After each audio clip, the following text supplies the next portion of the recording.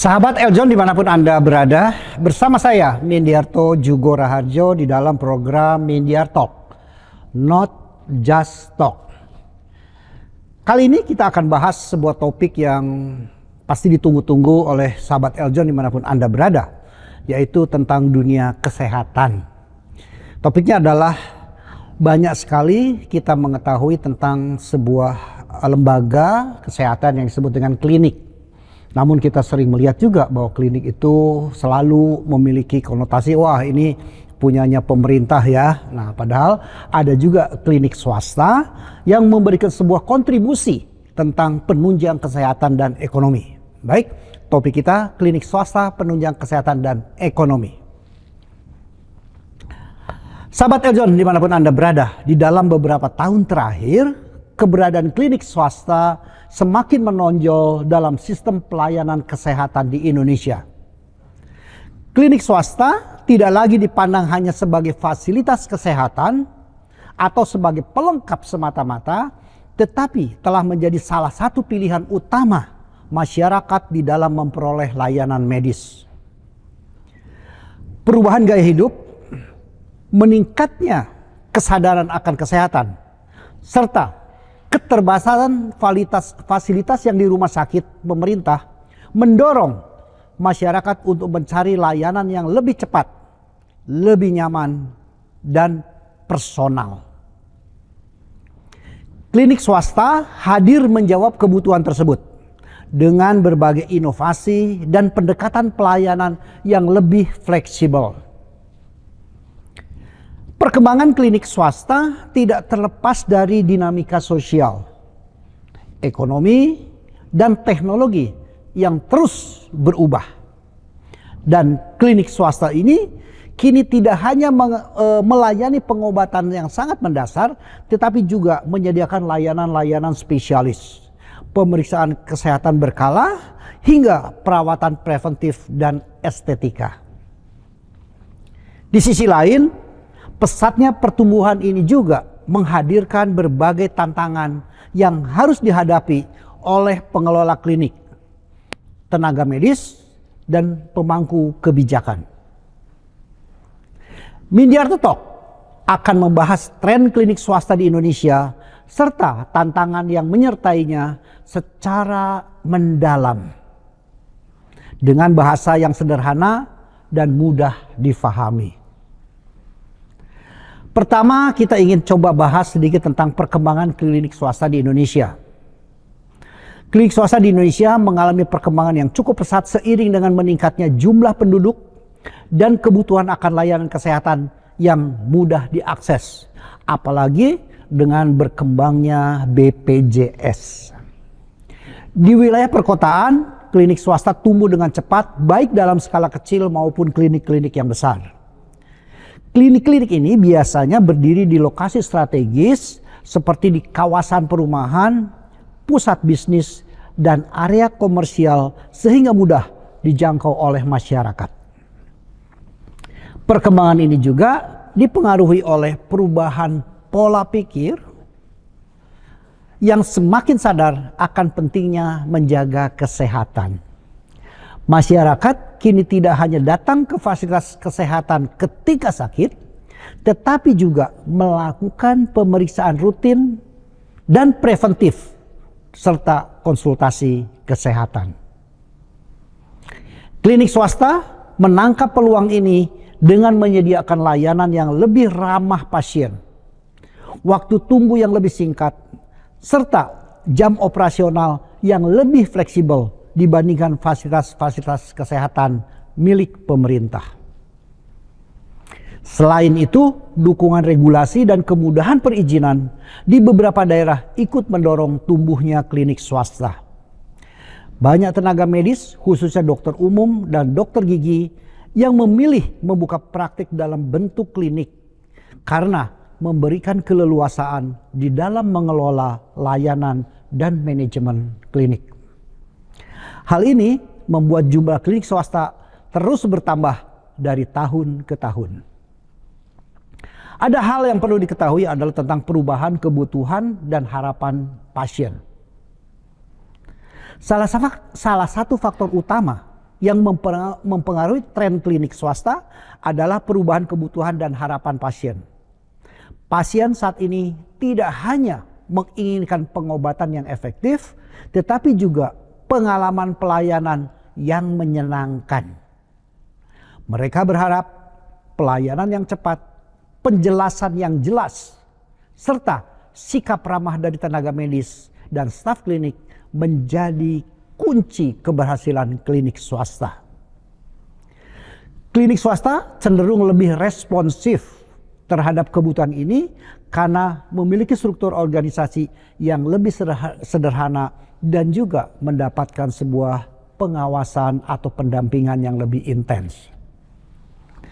Keputusan untuk meningkatkan kualitas pelayanan dan dapat diambil dengan cepat tanpa harus melalui sebuah birokrasi yang panjang serta peraturan yang berbelit-belit seperti yang dilakukan oleh pemerintah. Misalnya, klinik dapat dengan mudah menambah jam praktek, meningkat kenyamanan ruang tunggu, atau mengadopsi sistem pendaftaran online untuk mempermudah pasien. Selain itu, pasien juga semakin peduli terhadap privasi dan kenyamanan. Klinik swasta seringkali menawarkan suasana yang lebih tenang dan personal dibandingkan rumah sakit besar dan ramai pada umumnya. Hal ini menjadi value added atau nilai tambah yang membuat banyak pasien memilih klinik swasta sebagai tempat alternatif pertama dan utama untuk berkonsultasi mengenai masalah kesehatan mereka. Bagaimana dengan peran teknologi dalam operasional klinik swasta? Perlu kita simak juga bahwa teknologi memainkan peran yang sangat penting dalam perkembangan klinik swasta. Penggunaan sistem informasi kesehatan membantu klinik dalam pengelolaan dan pasien. Jadwal praktek yang lebih mudah diadaptasi dan difahami hingga proses pembayaran. Dengan adanya sistem digital, pelayanan menjadi lebih efisien dan resiko kesalahan administrasi dapat diminimalkan. Banyak klinik swasta kini menggunakan aplikasi pendaftaran online yang memungkinkan pasien membuat janji temu tanpa harus datang langsung ke klinik. Hal ini tidak hanya menghemat waktu pasien, tetapi juga membantu klinik mengatur alur pelayanan dengan lebih baik. Selain itu, rekam medis elektronik memudahkan tenaga medis dalam mengakses riwayat kesehatan pasien secara tepat, akurat, dan terintegrasi. Teknologi juga membuka peluang bagi klinik swasta untuk menyediakan layanan konsultasi jarak jauh atau telemedicine. Layanan ini sangat membantu pasien yang memiliki keterbatasan waktu atau jarak, meskipun tidak dapat menggantikan pemeriksaan fisik sepenuhnya. Telemedicine menjadi alternatif yang efektif untuk konsultasi awal dan tindak lanjut pengobatan. Hal yang lebih penting sekarang adalah bagaimana model bisnis klinik swasta yang beragam. Klinik swasta memiliki model bisnis yang cukup beragam. Ada klinik yang fokus pada layanan kesehatan dasar seperti pemeriksaan umum dan pengobatan ringan. Ada pula klinik yang mengkhususkan diri pada pelayanan tertentu seperti kesehatan gigi, kesehatan ibu dan anak, atau klinik kecantikan dan estetika. Beberapa klinik swasta juga mengembangkan konsep klinik terpadu yang menyediakan berbagai layanan dalam satu tempat. Konsep ini memudahkan pasien karena mereka dapat memperoleh berbagai jenis layanan kesehatan tanpa harus berpindah lokasi. Selain itu, klinik dengan konsep terpadu cenderung lebih menarik bagi pasien karena memberikan solusi yang lebih lengkap. Dalam menjalankan bisnisnya, klinik swasta harus mampu menyeimbangkan antara kualitas pelayanan dan keberlanjutan finansial. Penetapan tarif layanan menjadi salah satu aspek penting yang harus dipertimbangkan dengan matang. Tarif yang terlalu tinggi dapat mengurangi minat pasien, sementara tarif yang terlalu rendah dapat mengganggu keberlangsungan operasional klinik. Sehingga persaingan antar klinik swasta menjadi tidak terhindarkan. Seiring dengan meningkatnya jumlah klinik swasta, persaingan antar klinik pun semakin ketat. Setiap klinik swasta berlomba-lomba untuk menarik dan mempertahankan pasien dengan menawarkan keunggulan masing-masing. Persaingan ini mendorong klinik untuk terus berinovasi dan meningkatkan kualitas pelayanan. Namun, persaingan ketat juga dapat menjadi tantangan tersendiri. Klinik swasta harus mampu menentukan posisi mereka dalam sistem pelayanan kesehatan dan menawarkan nilai tambah yang jelas bagi pasien. Sehingga inilah salah satu kunci bagaimana klinik swasta bisa bertahan di dalam proses persaingan yang begitu ketat. Peran klinik swasta dalam sistem kesehatan nasional pasti memiliki sejumlah harapan di dalam masa depan. Klinik swasta pasti memiliki tantangan yang tidak boleh diabaikan. Klinik swasta harus berupaya menjaga keseimbangan antara aspek bisnis dan tanggung jawab sosial di dalam memberikan pelayanan kesehatan. Komitmen yang kuat dan strategi yang tepat, klinik swasta dapat menjadi salah satu pilar sistem pelayanan kesehatan Indonesia. Untuk itulah, Mindiarto Talk akan membedah dan kita akan didampingi oleh seorang pakar di bidang klinik swasta. Untuk itu kita tunggu di dalam setelah jeda berikut ini. Mindiarto Jugoraharjo di dalam program Mindiarto Talk, Not Just Talk.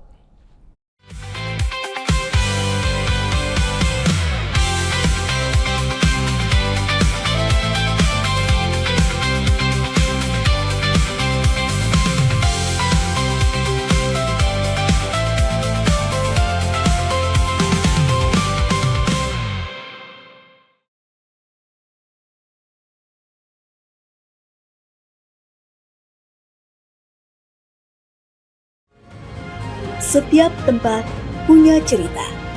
Mengeksplorasi tempat bersejarah, menggali kisah, dan menelusuri setiap peninggalan peradaban dari masa ke masa. Masjid ini namanya dulu bukan Masjid Agung Santika Rasa, Mas Nana. Bukan ya. Oh, siap. Masjid ini dulu namanya Masjid Agung Pakungwati. Masjid Agung Pakungwati ya, teman-teman. Saksikan perjalanan yang membuka mata. Jejak Kisah, Sabtu 16.05 waktu Indonesia Barat, hanya di Eljon TV.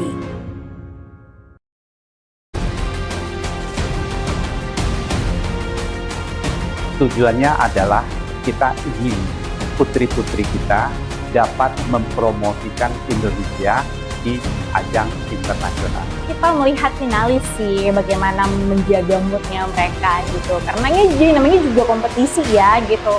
Kalau memang kamu udah pintar, you smart gitu ya, tapi nggak punya attitude yang mau bertumbuh, attitude yang baik, it's all nothing. Saksikan The Crown hanya di Eljon TV. Siapa bilang pageants cuma soal jalan di catwalk dan pakai crown? Di TOP, Talent of Pageants, kamu bakal lihat sisi lain yang gak kalah keren. Saksikan aksi, cerita, dan bakat beauty pageants yang belum banyak orang tahu. Dia tersebut. Oke, jadi pemeran cowoknya ya, bukan pemeran ceweknya ya. Iya. Atau enggak kakak nyanyi aja aku. Aduh jangan dong, rame-nya. TOP, Talent of Pageants. Saatnya talent berbicara. Setiap Rabu pukul 16.05 waktu Indonesia Barat di Eljon TV.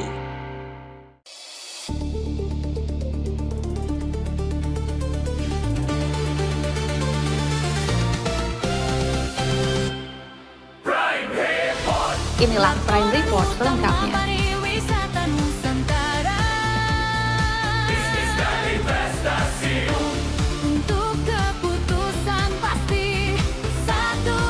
Eljon TV. Hotel yang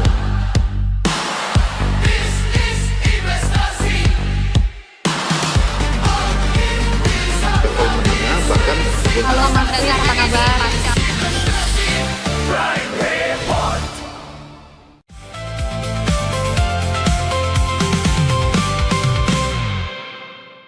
Sahabat Eljon dimanapun Anda berada, Mindiarto Jugo Raharjo di dalam program Mindiar Talk, Not Just Talk.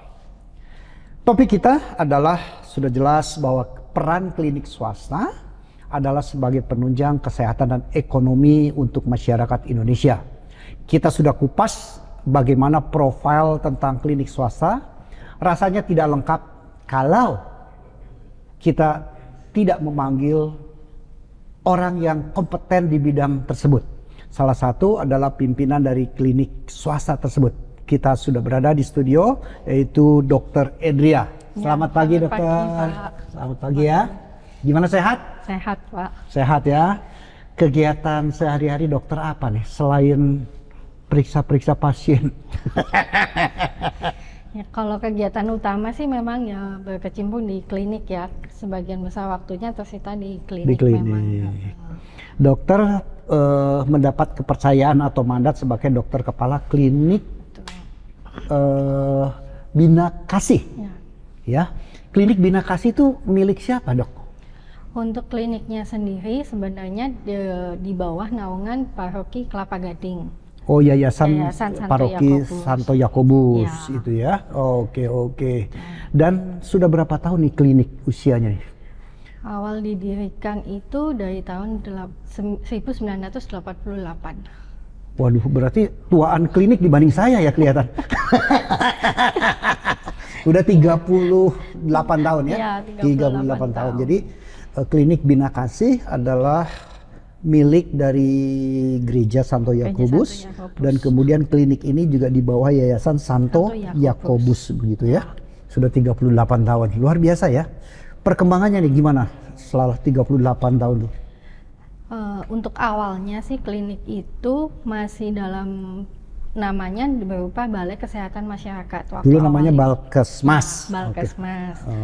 Terus seiring berjalannya waktu itu harus ada perubahan dari nama Balkes ke klinik. Itu tahun 2016 kita berubah menjadi nama klinik. Jadi ada peningkatan status ya? Ya, betul. Peningkatan status. Terus di tahun 2023 kemarin kita sudah melakukan akreditasi untuk klinik. Akreditasi klinik. Apa yang diakreditasi itu? Jadi yang diakreditasi itu sebenarnya lebih ke arah sistem kliniknya itu sendiri ya. Jadi dari mulai mutu dari klinik, terus sistem dari mulai pendaftaran sampai pasien keluar itu bagaimana mekanismenya, termasuk dari segi administrasinya juga. Oh, oke. Jadi kayak standar operasional pelayanannya bagaimana. Jadi kan kita menyeragamkan. Jadi jangan sampai saat dokter A proses pelayanannya seperti ini, dokter B akan berbeda. Nah, itu kita seragamkan menjadi satu dengan proses akreditasi itu sendiri. Ini artinya penyeragaman akreditasi ini ciri khas klinik Bina Kasih ya? Bukan ciri khas klinik, tapi lebih ke arah memang di dunia kesehatan semua pelayanan kesehatan baik fasilitas kesehatan itu baik klinik, puskesmas maupun rumah sakit memang diwajibkan untuk akreditasi itu. Akreditasi dan jadi, itu di bawah di bawah naungan atau di bawah pengawasan lah pihak pemerintah ya dan dinas kesehatan. Ya. Jadi artinya klinik Bina Kasih adalah memiliki sebuah standar pelayanan yang bisa dipertanggungjawabkan dan sudah diakreditasi oleh pemerintah. Kira-kira begitu ya? Iya. Oke, luar biasa ya. Sudah 38 tahun. Nah, klinik itu kan macam-macam ya, Dokter Edria. Apakah ada status tertentu? Saya pernah kan dengar ada klinik Pratama, ada apa. Sekarang klinik Bina Kasih ada di mana? Kalau untuk klinik Bina Kasih statusnya masih klinik Pratama. Pratama. Maksudnya apa nih perbedaan antara Pratama dengan kalau Pratama? Perbedaannya sih kalau klinik Pratama itu tidak ada spesialis di situ. Jadi kalau klinik utama harus ada praktek spesialisnya, dokter spesialisnya. Oke. Pengertian spesialis itu ke internis atau bukan? Bisa internis, bisa dokter anak, bisa dokter kandungan gitu. Nah, kalau tidak salah klinik Bina Kasih kan ada juga gigi ya? Artinya kan non umum kalau gigi. Kalau gigi standarnya masih gigi umum. Jadi masih bukan umum. ya, jadi Kecuali bukan bedah. spesialisasi lagi ya. Kecuali bedah gigi baru spesialis. Ya, bedah mulut atau ortodonti atau prostodonti, nah itu baru spesialisasi lagi gitu. Oke.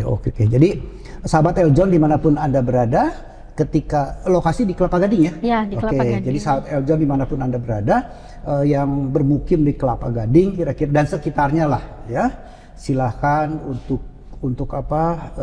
menikmati pelayanan klinik Bina Kasih yang ada di Kelapa Gading lah.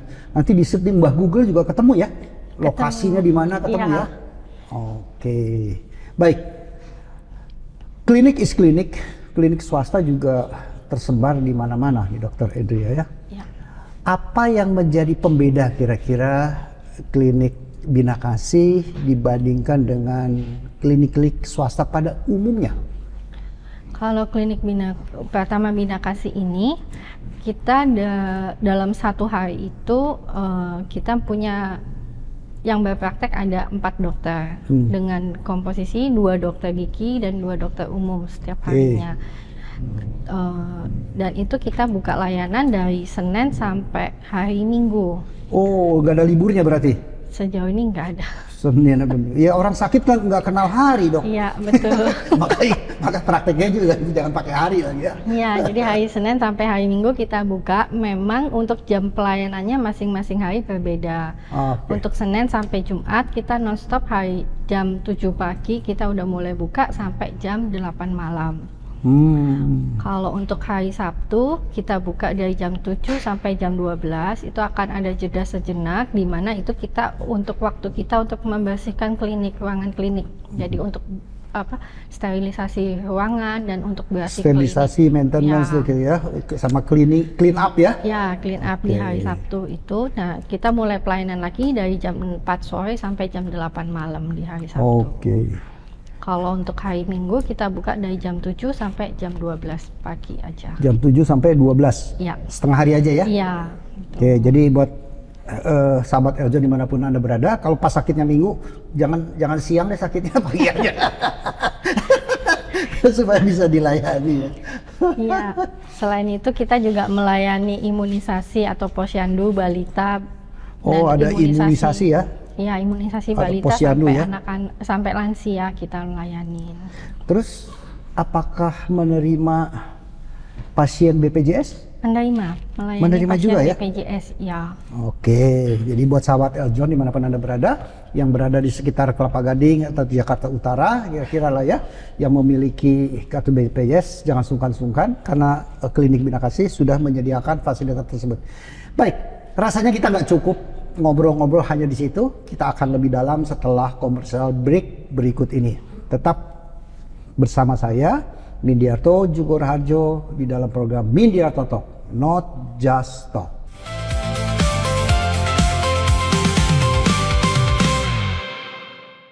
Hai Alaska, kok bulu kamu rontok? Wah, ya banget bulu rontoknya Alaska nih. Apa jangan-jangan di rumah penuh dengan bakteri sampai jamur kali ya?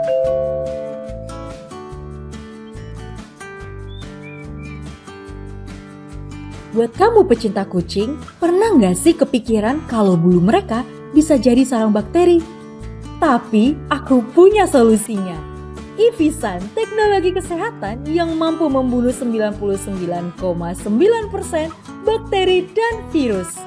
Ivisan, lindungi rumah tetap higienis. Tuh kan, setelah kita pasang Ivisan, virus, bakteri, dan kuman pasti mati. Jadi kamu nggak perlu takut lagi sama Alaska. Emang Ivisan solusinya. Hai Sobat PSMTI, yuk siapkan energi dan semangat kamu untuk ikut di acara PSMTI Funwalk Sunset 2026. Ajang seru yang bukan cuma menyehatkan tubuh, tapi juga jadi momen kebersamaan penuh keseruan. Catat tanggalnya ya, Minggu 16 Agustus 2026, pukul 15 waktu Indonesia Barat di Sunset Pier Peak 2 Jakarta Utara. Banyak hadiah menarik hingga ratusan juta rupiah menanti. Bahkan, ada kesempatan ikut lucky draw tur ke Tiongkok. Buruan daftar sekarang dengan scan QR Code berikut ini. Info lebih lanjut, hubungi nomor berikut ini. PSMT Funwalk Sunset 2026, harmoni dari tubuh, pikiran, dan jiwa adalah kesehatan.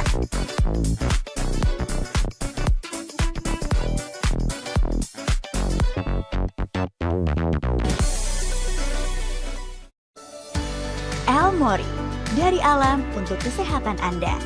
El Mori, olahan daun kelor asli Indonesia yang dipilih karena memiliki banyak manfaat kesehatan. Dibuat dari bahan organik, berkualitas, dan alami. Kaya dengan protein, vitamin, kalsium, zat besi, dan magnesium, serta asam amino esensial yang bermanfaat bagi tubuh. El Mori kini hadir dalam berbagai pilihan praktis untuk menemani gaya hidup sehat keluarga Indonesia. Karena menjaga kesehatan keluarga bisa dimulai dari alam, dari daun kecil penuh manfaat dengan El Mori. Temukan El Mori dalam varian lengkapnya. Scan QR Code untuk informasi dan pemesanan produk.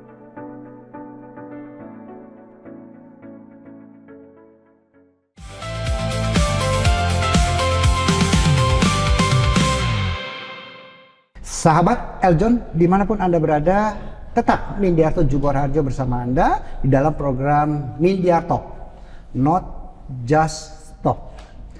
Topik kita masih seputar tentang dunia kesehatan, yaitu klinik swasta adalah sebagai penunjang kesehatan dan ekonomi bagi masyarakat Indonesia pada umumnya. Kita masih bersama Dr. Edria menemani kita untuk membedah lebih dalam tentang peranan klinik swasta. Ya, tentunya setiap klinik memiliki tujuan masing-masing, visi masing-masing, strategi masing-masing. Tetapi pasti Bina Kasih akan memiliki juga sebuah uniksitas yang berbeda di dalam program pelayanan kesehatan. Untuk itu Dr. Edria masih bersama Mindiar Talk. Terima kasih ya, kita masih berlanjut, kelihatannya kurang dalam. Kita akan perdalam. Boleh tahu Dr. Edria atau sedikit dijelaskan tentang apa sih visi atau misi dari klinik Bina Kasih? Oke, untuk visinya sendiri, klinik Pratama Bina Kasih menjadi klinik pertama pilihan keluarga. Klinik pertama pilihan keluarga, ya. Oke. Terus kalau untuk misinya, kita melayani penanganan pelayanan kesehatan berdasarkan berbasis pada keluarga tentunya, mengacu pada visinya. Dan kita melayani memberikan pelayanan kesehatan juga secara holistik, secara keseluruhan, secara profesional dan akuntabel. Pelayanan secara holistik ya. Holistik dan profesional. Boleh dieksplor meaning holistik di dalam Bina Kasih itu apa maksudnya pelayanan holistik? Jadi kita berupaya untuk memeriksa pasien itu tidak hanya berdasarkan pada keluhan pasien itu saja. Hanya fisiknya saja ya? Jadi kita juga menggali dengan hati-hati ke pasien itu, apa sih sebenarnya penyakit ini awal mulanya dari mana? Karena kan penyakit bisa secara memang dia hanya berdasarkan penyakit, ada etiologinya tertentu, ada penyebabnya tertentu, tapi tidak menutup kemungkinan dari gaya hidup, dari pola makan, dan dari faktor stres atau pekerjaan juga bisa. Jadi kita menggali biar penyakit itu bisa kita tuntaskan. Oke, jadi holistik itu pemahamannya memang secara alami pasien datang adalah fisik ya, pusing lah, sakit perut lah, batuk lah, demam lah, itu secara fisik ya. Dan itu perlu penanganan otomatis menggunakan obat dan sebagainya. Tapi ada holistik yang lain adalah lebih ke arah mindset ya. Kenapa kok Anda bisa sakit-sakitan terus sih? Apakah banyak pikiran? Kira-kira gitu ya. Nah, itu holistiknya di situ ya. Jadi digali, mungkin penyebabnya kebanyakan mikir atau overthinking ya, bahasa kerennya ya. Overthinking sehingga sakit. Padahal ya ini kalau dicuekin dikit aja kan nggak akan bikin pusing gitu ya. Jadi ada faktor overthinking atau mindset. Kemudian ada faktor juga tadi spiritualitasnya atau jiwanya ya. Jiwanya merasa bahwa wah nggak enak dikit dibilangnya sakit, padahal mungkin kelelahan doang itu ya. Betul. Nah, sebetulnya cukup istirahat ya. Iya. Sehingga penanganannya mungkin tidak perlu menggunakan obat, tetapi lebih ke arah advice saja. Iya. Banyakin istirahat deh, jangan tidur malam kayak gitu ya. Iya. Oke. Jadi itu pemahaman holistiknya di situ ya. Nah ini penting sekali. Jadi buat sahabat Eljon dimanapun Anda berada, jadi sakit bukan hanya sekedar fisik, tetapi juga bisa dari mindset atau pikiran, bisa juga karena faktor psikologinya, gitu ya. Oke, itu visinya. Terus misinya adalah tadi saya ingin mencatat, ada kata-kata ini ingin melayani keluarga. Kenapa melayani keluarga? Padahal kan yang sakit itu individu kan, nggak pernah sakit itu borongan itu loh, bapak ibu anak adik kakak sakit semua. Kenapa pengertian keluarga ini? Ya, jadi kan dalam saat pasien itu tidak mungkin hidup dengan secara individu, jadi ada keluarga yang menemani. Nah itu kita juga keinginan kita ke depannya itu kita akan menjadi klinik di mana kalau pada saat keluarga tersebut sakit ya ingat kita harus ke Bina Kasih. Ya. Jadi keluarga itu artinya pendamping, bisa juga yang sakit itu si ayah atau si ibu atau pasien sendiri atau kakak atau adik ya. Itu pengertian keluarga. Jadi melayani bukan hanya spesialis anak atau spesialis wanita, tetapi juga pengertian keluarga tuh ayah, ibu, kakek, nenek, adik, semua gitu ya. Oke. Itu klinik keluarga. Dan catatan tadi berada di Komplek Kelapa Gading, dan di mana Kelapa Gading itu kan pasti sebuah hunian untuk keluarga ya. Sehingga mencoba pelayanannya ini adalah untuk orang yang satu keluarga gitu ya. Oke, luar biasa. Kemudian visi kita sudah dapatkan, misi sudah dapatkan, apa sih uniksitas atau pembedanya klinik Bina Kasih dibandingkan dengan klinik-klinik yang beredar di mana-mana? Ya, kebetulan klinik Bina Kasih ini berada di satu wilayah dengan sekolah Santo Yakobus. Jadi kita juga secara rutin memberikan pelayanan kesehatan gigi dan mulut untuk anak-anak di lingkungan sekolah Santo Yakobus. Selain itu kita juga di sekolah Santo Yakobus juga ada fasilitas DK dan TK di mana kita rutin mengadakan kunjungan ke peserta didik TK dan DK untuk dilakukan pemeriksaan secara berkala. Jadi setahun bisa setahun paling minim 2 kali kita akan melakukan pemeriksaan kesehatan. Jadi uniksitasnya yang membedakan ya klinik Bina Kasih itu berada bukan di ruko itu ya, ekstrimnya. Kalau klinik kan kesannya kecil itu ya. Tidak berada di ruko tetapi berada di lokasi sekolah. Itu pembedanya, sehingga akan melayani anak peserta didik dengan mudah gitu ya. Ekstrimnya anak didiknya ada berapa sih? Sekitar 1.000 lebih ya. Ada 1.000 lebih. Jadi dalam waktu singkat 1.000 anak didik ini bisa kita tangani oleh klinik Bina Kasih ya. Kayak berada di sekolah, nggak perlu transport, nggak perlu macam-macam, atau paling ekstrim lagi dokternya yang jalan-jalan ke sekolah gitu ya. Daripada muridnya datang ke klinik gitu ya. Oke, di kelas dokternya datang gitu ya. Oke. Itu yang kita lakukan memang Pak. Jadi dari pihak klinik datang ke sekolah. Jadi pada saat ke kelas. Jadi kan ada program dari Puskesmas yang dinamakan BIAS, Bulan Imunisasi Anak Sekolah. Bulan Imunisasi Anak Sekolah. Ya, itu BIAS. Oh, BIAS. Ya, itu bulan Februari dan Agustus. Oh, bulan Imunisasi Anak Sekolah BIAS, oke. Nah, anak-anak itu untuk di Sekolah Santo Yakobus itu memang kami yang menyuntikan. Jadi kami yang memberikan imunisasinya, dari pihak klinik yang memberikan imunisasinya. Wajib itu? Disuntik wajib ya? Untuk anak kelas 1, 2, 5, dan 6 wajib. Wajib ya? Wajib. Oh, gimana kadang-kadang anak-anak kan ada yang takut disuntik tuh gimana? Iya. Kita rayu anaknya dulu, kita tenangin dulu bahwa ini bukan, ya memang sakit di awal, tapi ini akan membantu anak-anak untuk menjadi lebih sehat. Lebih sehat ya. Oke. Ya namanya anak kecil, apalagi namanya suntik, namanya apa? ke dokter itu kan tanda petik ya. Iya. Rada-rada menakutkan gitu.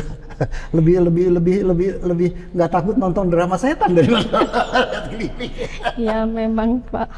Ya gitu ya. Iya. Oke, jadi unggulan pertama ada berada di lingkungan sekolah dan dampaknya adalah anak-anak akan terpantau lah ya di dalam proses kesehatan anak sekolah didik di sana, tidak keluar, tidak mengganggu waktu, buang waktu, dan kemudian si tenaga medis, dokternya bisa datang ke kelas masing-masing. Itu keunggulan keduanya ya. Ada lagi keunggulan lainnya? Yang pasti sih kalau di daerah Kelapa Gading kan kalau fasilitasnya yang paling diutamakan kan tempat parkir ya. Nah, tempat parkir kami cukup luas, jadi cukup bisa luas, ya? untuk kendaraan roda 4 dan roda 2 bisa. Bisa berapa ratus? Waduh. Kayaknya 500 muat kali ya. Nggak sampai sih Pak, cuman cuman cukup bisa menampung semua lah ya. pasien yang berobat. Ya karena pasti sekolah itu pasti sarana mobilitas ya untuk orang antar jemput, ngedrop itu ya, itu pasti besar lah ya. Untuk karena pasien klinik tidak sebanyak anak sekolah lah ya. Sehingga pasti benar. Itu keunggulan. Terus satu, berada di sekolah, kedua adalah bisa melayani cepat, ketiga juga tadi memiliki fasilitas, tidak susah cari parkir, dan kemudian bukan tidak susah lagi, mungkin gratis kali ya. Kalau parkir sih gratis. Gratis kan ya? Iya. Kalau di ruko kan bayar 5.000. Ya, nunggu lama 10.000. Dan di klinik kami juga bukan menyediakan fasilitasnya. Jadi untuk pasien-pasien yang udah usia lanjut atau memiliki keterbatasan yang dimana pasien itu tidak bisa turun ke tempat pemeriksaan, nah kami tenaga medisnya yang akan datang ke mobil pasien. Jadi pasien itu bisa memarkirkan mobilnya di dekat dengan klinik. Dokternya jadi, yang datang. Petugas kita yang akan datang ke mobil untuk periksa pasiennya. Gitu. Oke. Luar biasa ya, terima kasih ya sampai ke sana ya. Apakah ini tidak terjadi di tempat-tempat lain, klinik lain? Si dokternya yang tanda petik rajin amat itu. Mungkin beberapa klinik ada, cuman saya juga nggak tahu pastinya sih. Tapi termasuk servis yang langka lah ya. Iya. Nah, yang itu dimiliki oleh Bina Kasih. Luar biasa. Jadi kita tidak ingin sakit, tetapi sakit juga tidak punya hari dan jam. Saya mau sakit nanti tanggal sekian, kan nggak ada juga rencana ya, tahu-tahu sakit, sehingga kita bisa sadar bahwa ternyata Bina Kasih bisa menjawab, dan sakit juga tidak lihat umur ya.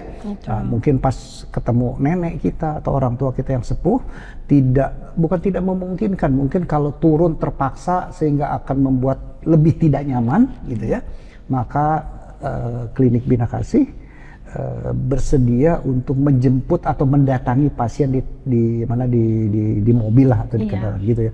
Luar biasa ya. Ini sudah berapa lama nih service excellent seperti ini buat Bina Kasih? Sebenarnya kita udah melakukan ini sejak dari zaman COVID ya.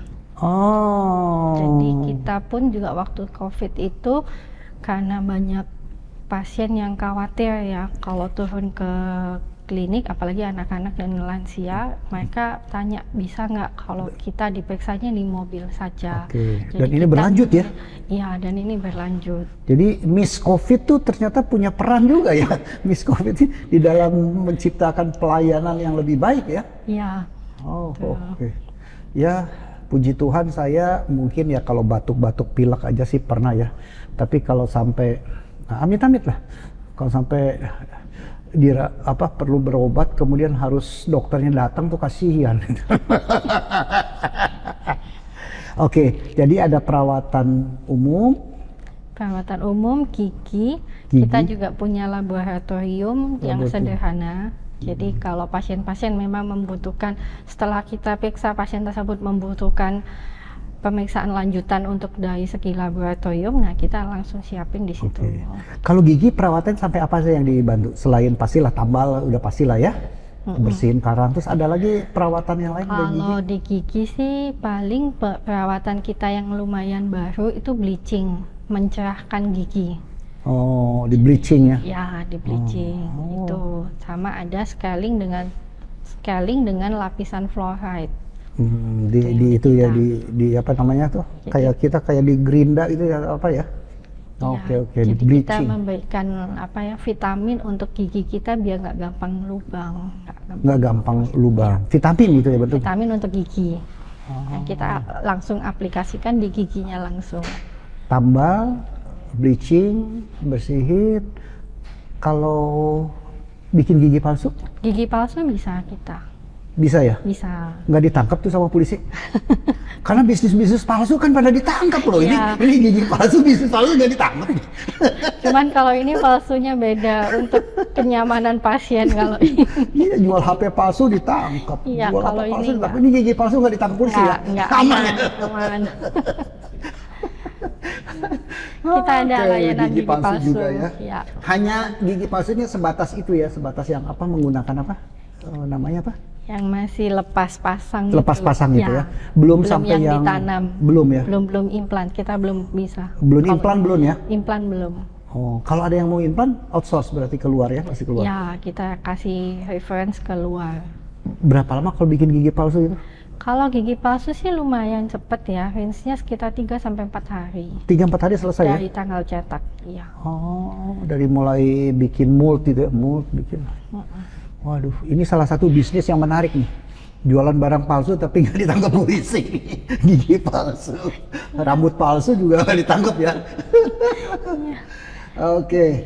Nah, di dalam dunia kesehatan Bina Kasih tentunya bukan sekedar melayani, tetapi juga perlu mengedukasi masyarakat ya.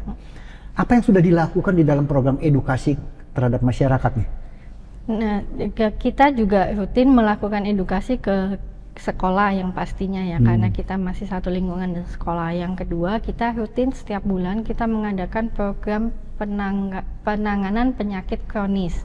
Penanganan penyakit kronis atau Prolanis. Itu kita kerjasama dengan BPJS Kesehatan. Itu sebulan sekali kita akan lakukan edukasi di situ. Ada edukasi, ada senam olahraga bersama peserta-peserta Prolanis itu. Juga ada pemeriksaan darah. Dilakukan di mana? Di klinik. Oh, punya tempat ya klinik artinya untuk melakukan edukasi dengan massa yang banyak? Ya, kita meminjam ruangan di sekolah. Oh. Tapi masih di lingkup, karena masih satu lingkup, jadi pasien juga nggak masalah sih kita ini. Penanganan penyakit kronis tuh contohnya apa ya? Yang dikategorikan penyakit kronis oleh BPJS itu ada 7. Itu hipertensi atau tekanan darah tinggi, terus penyakit kencing manis atau diabetes mellitus, jantung, PPOK, penyakit paru obstruktif kronis, terus asma. Asma itu termasuk kronis itu ya? yang sering kita tanggulangin di situ kita.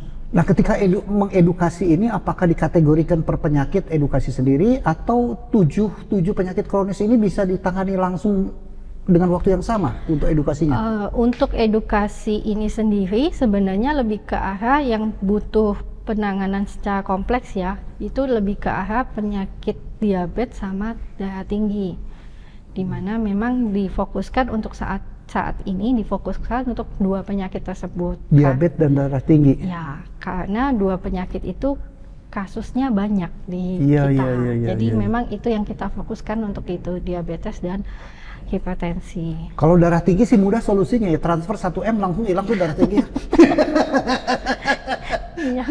Diabetes gitu. Mesti banyak puasa aja kali ya. Iya, jadi pola makan ya. Iya, kita perbaiki pola makannya, terus perbaiki jumlah asupannya yang berapa sih yang harus yang diperbolehkan atau yang enggak gitu. Jadi 2 itu ya klinis. Banyak ya pesertanya itu tiap bulan? Untuk saat ini yang terdaftar di kita itu sekitar 60 untuk masing-masing ini ya, masing-masing klub. Amit-amit ya. Baik, itu program edukasinya. Kemudian ada program secara bisnisnya, tentunya harus menghidupi klinik ini secara bisnis sudah, edukasi sudah. Kemudian ada nggak program charity-nya, sosialnya dari Bina Kasih ini? Kalau dari Bina Kasih sendiri untuk dalam setahun kita rutin mengadakan donor darah. donor darah. Ya, per 3 bulan sekali, jadi setahun 4 kali. Selain itu kita juga ada posyandu yang balita untuk masyarakat sekitar kita. Di mana posyandu itu kita tidak memungut bayaran sama sekali enggak. Untuk masyarakat setempat ya? Iya. Dan dulu kita pernah melakukan baksos ke masyarakat sekitar. Itu rutin juga kita lakukan, tapi sejak COVID emang kita sudah tidak melakukan lagi karena masyarakat sekitar sekarang udah banyak yang memakai BPJS. Jadi kita arahkan mereka untuk memindahkan BPJS-nya ke kami sih. Oke, jadi Binakasi juga melayani pasien yang BPJS ya? Iya. Oke, luar biasa ya. Ternyata diam-diam nih Binakasi dapat melakukan atau dapat berkontribusi banyak di dalam dunia kesehatan bagi pemerintah ya, yang pasti harus menghidupi sendiri biaya operasional ya, sewa tempat, listrik dan macam-macam, dan gaji para tenaga medis ya. Kedua, melakukan edukasi agar masyarakat tersadarkan ya, baik yang punya penyakit kronis khusus maupun yang umum ya. Ketiga, ada charity-nya, yaitu melayani masyarakat tanpa dipungut biaya gitu ya, termasuk donor darah ya. Nah, buat sahabat Eljon dimanapun Anda berada, kira-kira Dr. Edria nih, agar bisa masyarakat hidup punya kualitas lebih baik, kesehatannya kualitas lebih baik, ada tip-tip yang bisa kita sampaikan ke mereka? Yang pasti sih kesehatan tuh dari kesadaran dari diri kita masing-masing. Kita harus mencintai diri kita sendiri dengan lebih memperhatikan apa sih yang dari tubuh kita itu kasih sinyal untuk kita. Jadi kalau misalkan kita udah merasa capek, ya kita istirahat sejenak gitu. Jadi memang kita harus lebih menyayangi diri kita sendiri dan lebih sadar dengan diri kita sendiri sih, Pak. Oh, sadar diri sendiri ya? Iya. Nah, ini nih saya begitu Dr. Edria ngomong begini, saya tertrigger nih. Nah, Sobat Inspirasi. Banyak orang merasa, saya orang nggak punya, saya orang miskin, keluarga saya keluarga macam-macam lah, petani lah, buruh lah, saya nggak punya apa-apa, kan gitu ya? Tabungan juga nggak ada, hidup buat bulan depan juga nggak tahu mesti apa. Nah, itu kan stigma yang muncul. Tapi ketika saya tanya, mau nggak mata Anda 1 biji ditukar dengan 50 juta? Pada nggak mau loh. Mau nggak jantung Anda tak ambil, tak tukar 500 juta? Nggak mau loh, ya kan? Mau nggak mulut Anda saya sumpel tutup, tuker, saya bayar 1 M gitu? Pada nggak mau loh. Artinya apa? Artinya ternyata aset terbesar kita, kekayaan terbesar kita tuh bukan ada deposito, ya. Aset kita terbesar ternyata adalah organ tubuh kita. Dijual MM-an juga nggak laku, padahal ngakunya miskin ya. Iya. Oke. Kalau begitu, bahwa kesehatan adalah sebuah aset. Kenapa? Karena tubuh kita terdiri dari berbagai organ tubuh yang nilainya jauh lebih besar daripada apa yang sudah kita bayangkan. Oke, jadi sayangi diri Anda. Kemudian juga ada sebuah stigma ketika ditanya, orang yang paling disayangi siapa sih? Wah, pasti jawabnya suami. Ada yang bilang istri, ada yang bilang ibu, kan gitu ya? Iya. Wah, terus saya tanya lagi, kalau mereka sakit Anda apain? Oh, saya rawat, saya kasih suapin, saya kasih makan, macam-macam. Kemudian saya antar. Oke, kalau meninggal, apakah Anda punya orang yang dicintai? Sudah habis, hilang. Karena apa? Karena yang dicintai itu adalah eksternal, orang lain. Sebetulnya sahabat Anda yang paling setia dan paling Anda cintai adalah tubuh Anda sendiri. Karena kemanapun Anda berada, dibawa terus. Gitu ya? Ya, luar biasa. Ada lagi tip-tip buat sahabat Eljon atau buat masyarakat setempat di Kelapa Gading agar dia bisa hidup lebih sehat, hidup berkualitas ya? Karena sehat itu bukan hanya sekedar sakit berobat, tetapi juga ada preventif ya. Apa yang perlu dilakukan kira-kira ketika harus kalau capek istirahatlah, jangan maksa, jangan workaholic ya. Mungkin kalau ngantuk ya tidurlah gitu. Selain itu ada lagi? Mungkin lebih ke mengatur pola gaya hidup dan pola makan ya. Pola hidup. Ya. Pola hidup. Jadi kalau pola hidup tuh artinya pola makan, gaya hidup ya, gaya hidup tuh termasuk di dalamnya pola makan, pola kesehatan, atau mungkin bahasa kerennya apa sih itu? Balancing of life kali ya, keseimbangan hidup ya.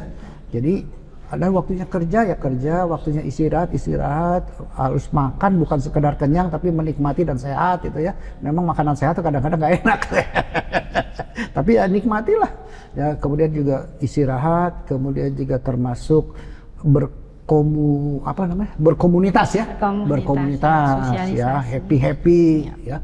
Jadi balancing of life itu bukan hanya sekedar kerja istirahat ya, tapi juga kerja istirahat, makan, berkomunitas, happy, kemudian ada spiritual segala ya. Baik, kemudian dari segi teknologi, Bina Kasih sudah sampai sejauh mana punya peran teknologi dalam menunjang pasien? Untuk saat ini sih klinik Bina Kasih punya Instagram. Oke, sosmednya ya, sosial medianya. Oke. Instagram ada, terus kita ada WA, WhatsApp, di mana kita melakukan pengumuman dan sebagainya itu lewat ya dua sosial media itu.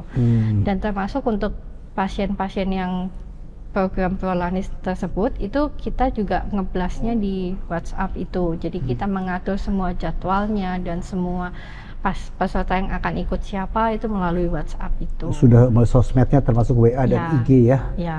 Oke, IG mungkin untuk ya gen milenial kali ya. Gimana kalau pasien-pasiennya sudah rada gen X atau bahkan sudah baby boomer itu? Mereka boro-boro WA, pegang HP juga gemeter gitu. Apa yang bisa dilakukan? Ya, sejujurnya sih di kami sih biasanya kalau pasien-pasien yang itu ada pendamping dari anaknya. Nah, kita infokan ke anaknya. Ada pendamping ya? Ya, kita infokan ke anaknya. Tapi kalau misalkan emang pasiennya nggak bisa sama sekali dan hidup sendirian, ya kita langsung via telepon sih ke pasiennya, Pak. Gitu. Jadi kita ya karena untuk yang sepuh-sepuh kadang-kadang tuh ngetik WA bingung nih, tangannya jempol semua. Jadi lewat telepon ya? Ya, telepon. Dan kalau misalkan mereka berobat pun dari staf kami yang akan membantu dari mereka mendaftar sampai selesai pengobatan, sampai keluar obatnya kita akan bantu. Apakah kita yang datang ke tempat pasien atau mereka tetap datang ke klinik? Untuk saat ini kita belum ada pelayanan home service, jadi belum ada. Jadi memang mau nggak mau tetap pasien yang harus datang ya. Sekalian ujian lah ya, supaya Anda tuh masih kelihatan sehat, masih kelihatan. Iya. Iya, kadang-kadang terlalu dimanja juga membuat tidak mendidik, kurang apa ya? Kurang effort, kurang energi, kurang effort ya. Iya. Wah, nanti dah dokternya datang ya udah tiduran aja gitu ya. Tapi kalau dipaksa, wah datang klinik, wah mau nggak mau lebih apa namanya? Ya, effortnya lebih tinggi lah ya. Oke, jadi kita sudah berbincang-bincang dengan Dr. Edria tadi yang luar biasa tentang klinik Bina Kasih. Ternyata banyak sekali servis yang dilakukan, aktivitas yang dilakukan, bukan servis saja ya, sehingga menunjang klinik ini yang sudah berusia 38 tahun. Ada aspek bisnisnya, ada aspek charity-nya ya, dan sebagainya. Nah, melihat tren masa depan klinik swasta di Indonesia tampak cukup menjanjikan. Jadi apakah betul ini trennya ini di klinik Bina Kasih dari tahun ke tahun terus pasiennya bertambah tuh bukan berarti orang sakitnya lebih banyak ya. Bertambah tuh bisa saja karena biasa menggunakan jasa di klinik lain berpindah ke Bina Kasih karena kualitas pelayanannya. Bagaimana kelihatan tren? Untuk saat ini sih dari waktu awal saya masuk sampai sekarang memang jumlah pasien bertambah, jumlah kunjungan bertambah. Jadi di mana memang kebetulan klinik kami pun berseberangan dengan hunian apartemen. Jadi di mana itu banyak pasien dari apartemen yang datang ke klinik kami juga. Jadi lokasinya sangat strategis ya. Ya, Selain betul. lokasi dekat sekolah juga strategis, dekat ke tempat hunian ya, apartemen ya, komplek. Ya. Oke, jadi topik kita tentang klinik swasta memiliki peran di dalam pelayanan kesehatan dan juga untuk tentunya pengembangan ekonomi Indonesia pada umumnya, bahwa kesehatan yang berkualitas, mudah diakses, diperkirakan akan terus meningkat, dan ini sudah dijawab oleh Klinik Bina Kasih di bawah pimpinan Ibu Dr. Edria ya. Semoga semakin jaya. Terima kasih dokter atas sharingnya. Semoga semakin sukses Bina Kasih di waktu-waktu ke depan. Amin. Oke, makasih ya. Yakin ya? Yakin. Baik, sahabat Eljon dimanapun Anda berada, Mindiarto Jugo Raharjo di dalam program Mindiarto sudah kita dapatkan secara mendalam tentang klinik swasta. Sehingga tidak perlu takut bahwa klinik swasta ternyata memiliki banyak keunggulan. Salah satunya adalah fleksibilitas, salah satunya juga berada di dalam lingkungan yang lebih bersahabat dan dekat dengan penduduk setempat. Saya Mindiarto Jugo Raharjo dapat bertemu kembali di dalam program Mindiarto di dalam episode ataupun program-program lainnya. Mindiarto Talk, not just talk.